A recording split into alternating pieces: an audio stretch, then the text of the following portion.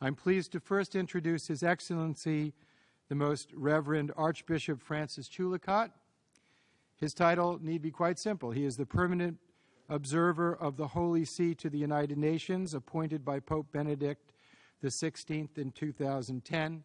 He essentially represents the Vatican here at the United Nations. Your Excellency. Thank you, Jonathan. I wish to thank also Ambassador Libran Cabactulan for joining this and sponsoring this event. His ability and skill we have all experienced and acclaimed during the last review conference, and I'm so happy that he is with us, and his support for all the initiatives that we have undertaken so far in making the NPT alive and working, and so that all of us can work together for that total elimination of nuclear weapons from the face of the earth. And this is something very particular that we are having this afternoon. Jonathan, as the GSI president, had this brilliant idea of bringing together religious leaders. And I have been one of those who have been supporting wholeheartedly adding the voice of the religious leaders in this common effort for the elimination of nuclear weapons from the history in the incoming, at least in the incoming history of humanity, because nuclear weapons are practically useless and they are to be banned. And why the religious leaders have to take the floor on this particular issue. We know that we are not experts on disarmament affairs.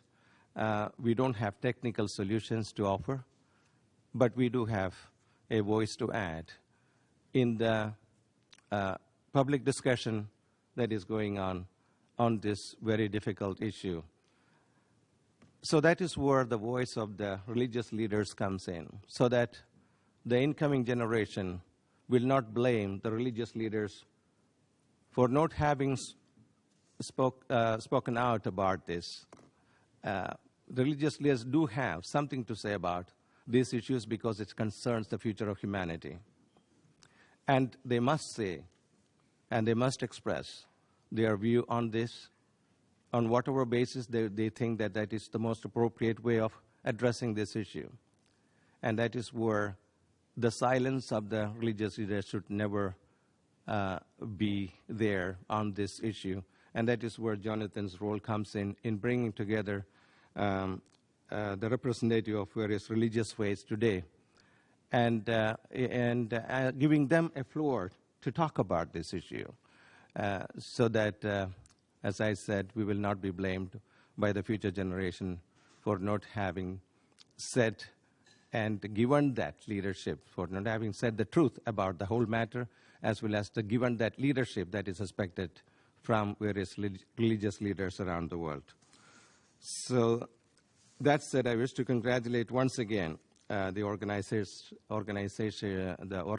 of this panel for focusing on nuclear weapons and the moral compass. I have to apologize for the raspy voice I have this afternoon. I just had a flu, and I do have a doctor's appointment immediately after this, so I won't be staying with you. Usually I have a very nice voice, but this afternoon it is becoming rather raspy, so I apologize for that. So let me start with the words of Pope John the 23rd. Now, last Sunday he was canonized as one of the saints of the Catholic Church, Saint John 23rd and John Paul II. So I start my words with those words of Pope John the 23rd, which he wrote in his encyclical, 1963 encyclical Pacem in Terris, which was addressed to all humanity. Criticizing the nuclear arms race, the Pope wrote, "People," and I quote, People are afraid that at any moment the impending storm may break upon them with horrific violence. He appealed not only for an end to the stockpiling of armaments, but a suitable disarmament program with an effective system of mutual control. That's in paragraph 112 of Parchamenteris.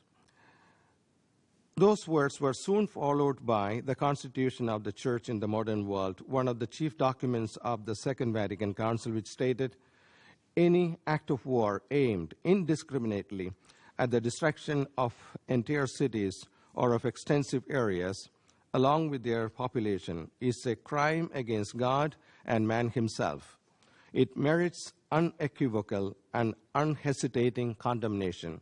These words are taken from Gaudium et Spes of the Second Vatican Council. Almost 5 years ago, the Secretary General offered a 5-point plan for nuclear disarmament. It is past time for this plan to be given the serious attention it deserves. The centerpiece is the negotiation of a nuclear weapons convention or a framework of instruments leading directly to a global ban on nuclear weapons. This is a clear-cut goal, fully understandable and supportable by all those who truly want the world to move beyond the dark doctrines of mutual assured destruction. Pope Benedict XVI, in his 2006 World Day of Peace message, criticized governments which continue to rely on nuclear deterrence for security. This point of view is not only baneful, but completely fallacious. He appealed to them to change course and strive for a progressive and concerted nuclear disarmament. The resources saved then could be applied to helping the poorest.